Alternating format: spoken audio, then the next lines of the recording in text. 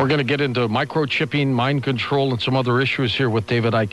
David, these people, the Illuminati, from all over, China, Europe, Russia, do they know that they're related, or do they just feel it? Oh, they know. Absolutely, they know. At the highest level, you see, the whole thing is hierarchical. And again, if you go back to the reptilian brain, the R complex within the human brain, one of its traits, again, is to operate with hierarchical structures of power and organization. And the Illuminati are extremely hierarchical. I mean, you look at something like the Freemasons.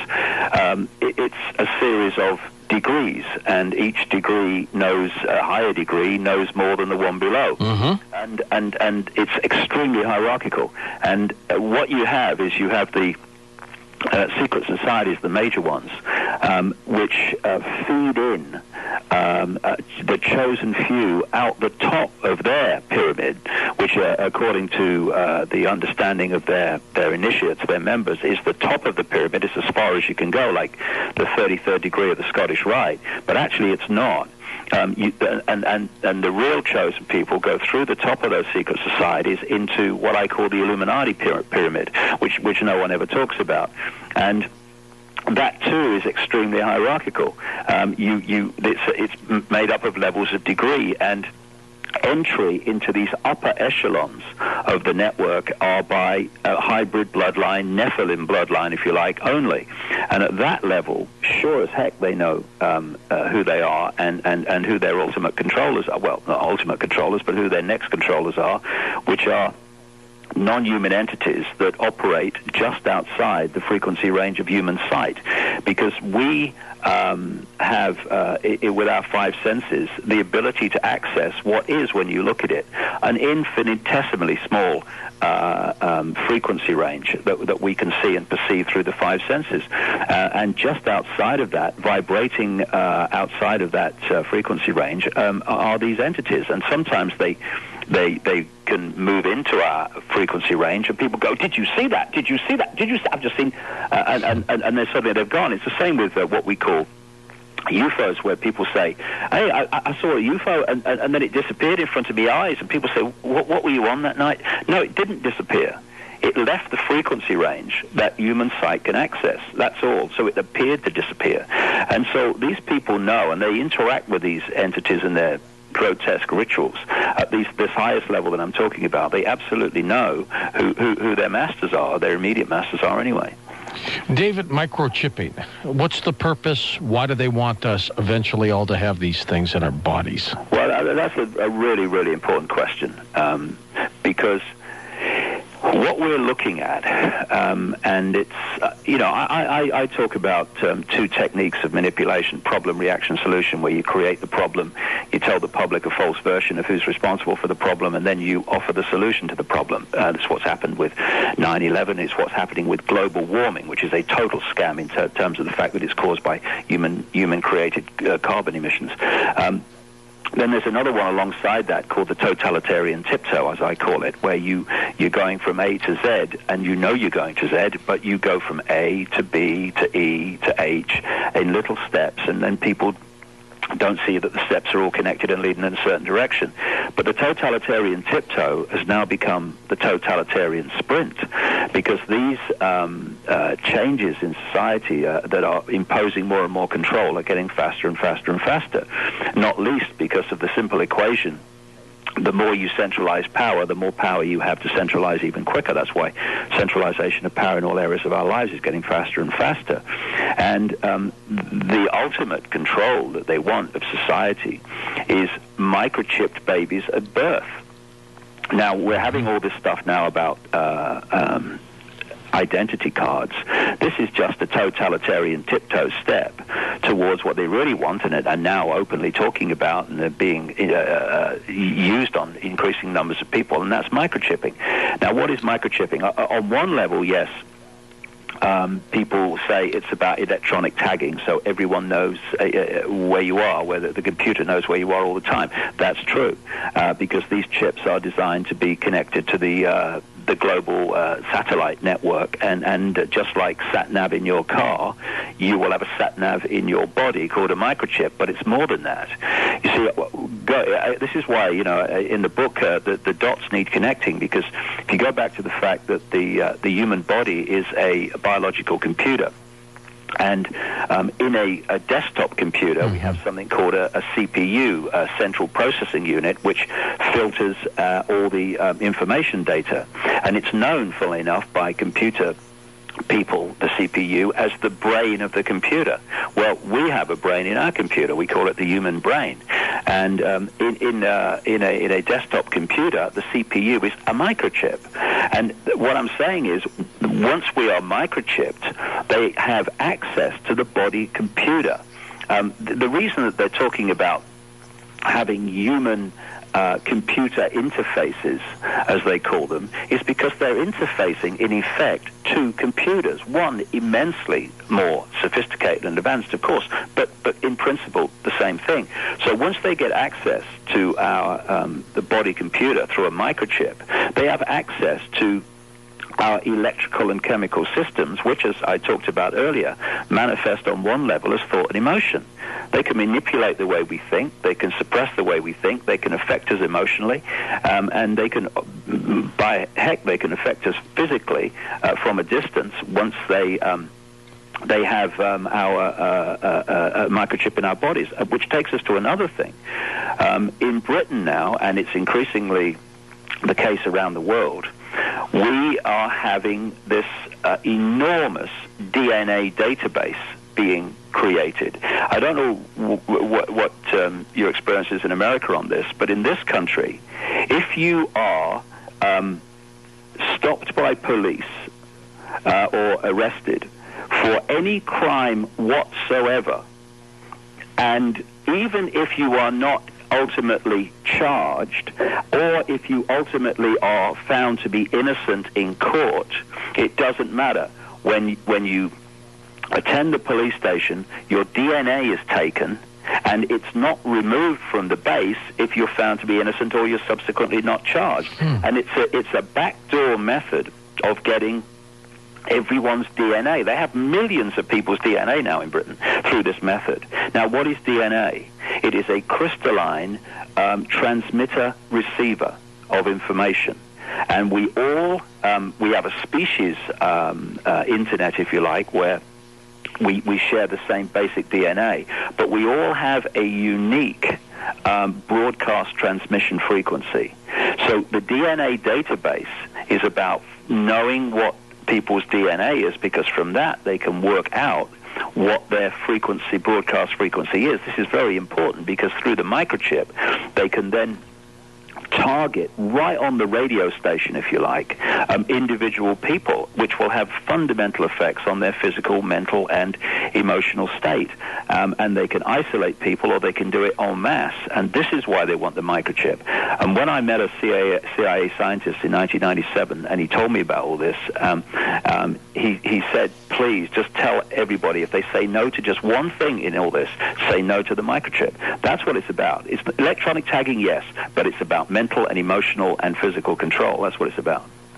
Well, and it's moving. Catherine Albrecht, who's one of our regular guests, is so opposed to this, and she has discovered that at the point where the microchip has been put, for example, in a pet, tumors are starting to develop, David. Exactly, yeah. Yeah, absolutely. But again, when you don't have empathy with the victims of your actions, then that's not a problem. It's a problem to us, but it's not a problem to them, because people just think what the general human attitude is to cattle. Well, that's what this network's attitude is to us. We're just cattle. We're not to be looked upon as in any way important in terms of what happens to us. But the microchip is now being more and more pushed. And again, problem, reaction, solution. We want to microchip people so that we know their identity, know where they are, because what we really want to do is we want to protect everybody from these terrible terrorists. And the idea is to have babies, as I said earlier, microchipped at birth as a matter of course, because that means this, George. Any consciousness incarnating into this reality from that point will be doing it through a body-computer vehicle that can be externally controlled through the microchip, which means that whoever controls that microchip system controls this reality. That's what it's about. This network wants to completely control this reality so that no one can come into it without being under their control. And that's what microchipping babies at birth is about. The brain that came up with this must have been a genius. Well, what it is, it's this network, and you know, you hit here, George, on a really important point where I was talking about how far does the rabbit hole go. Mm-hmm. Because this whole reptilian manipulation, that's one level of it. That's just the next level of it. It's the next slice on the or level of the cake, if you like. And where I'm traveling is through that to find out what's behind that. And you know, you bring up an interesting point. There is some consciousness, bizarre, perverse as it is, that is orchestrating this. There's absolutely no question, and it's beyond any kind of, you know, reptilian or extraterrestrial entities. But the thing is that these people are, and that consciousness is clever, extremely clever, but it's stupid, because there's a difference between being clever and being wise. It's very clever to know how to create a nuclear weapon, but it's wise not to do so. That's one of that's the difference between cleverness and wisdom. And cleverness without wisdom is the most destructive force on Earth. And what we have with this network that's manipulating this planet is cleverness without wisdom. So yes, they're very clever, but they're not wise, and they are in a box because they do not have wisdom, because they do not access real infinite consciousness. They're all kind of intellect-based, cleverness, not wisdom. They are in a box, and to control humans, they have to put us in a smaller box than they are in.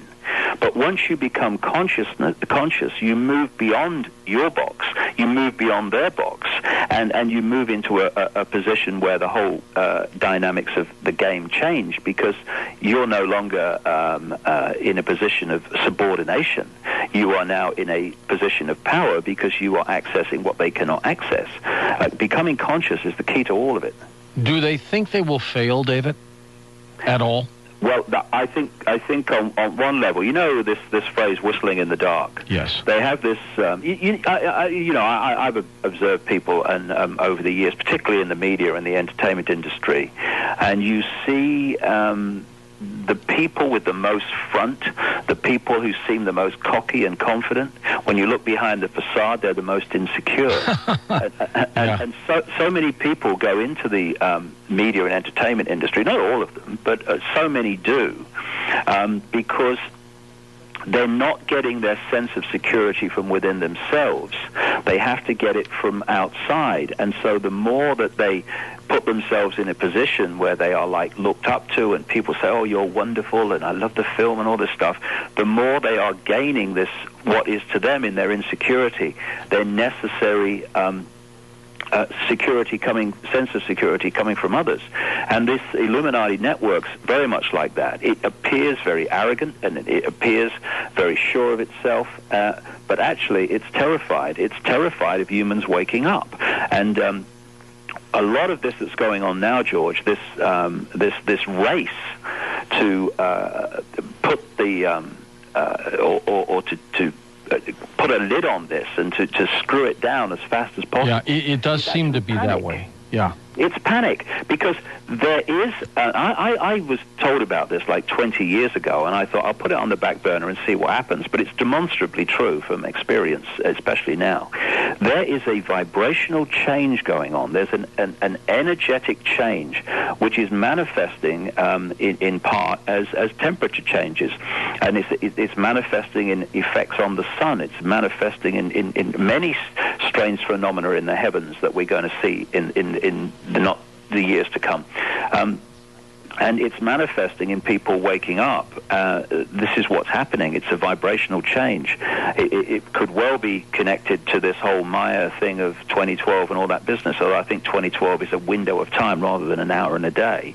But for sure, there's this energetic change going on. Now, they know that, and they're terrified that humans are waking up. And a lot of this imposition of the Orwellian state, the speed it's happening, is not just gaining more control. It's trying to hold on to what they already have, and so they are very unsure of themselves. That's for sure.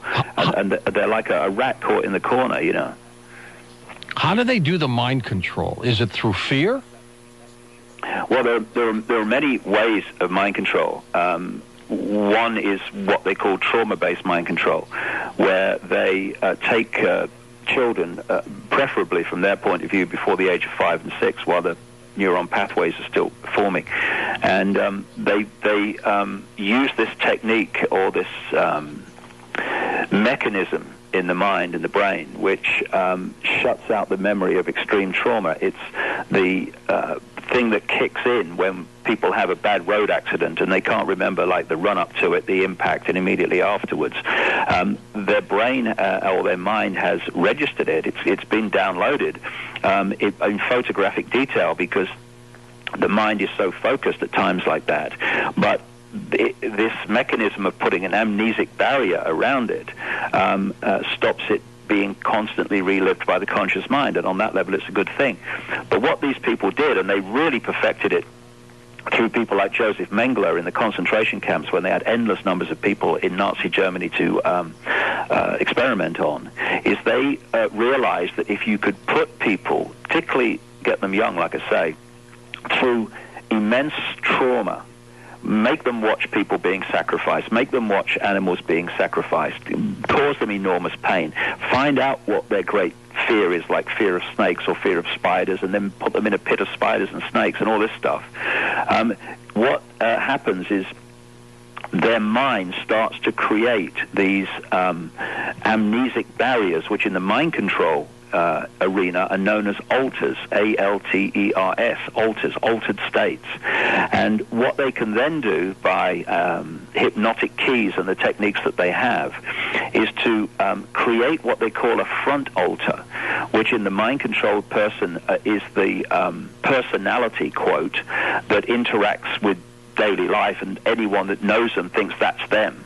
But in the back of the mind, in the subconscious mind, are all these alters which can be programmed with certain behavior traits or programmed things to do.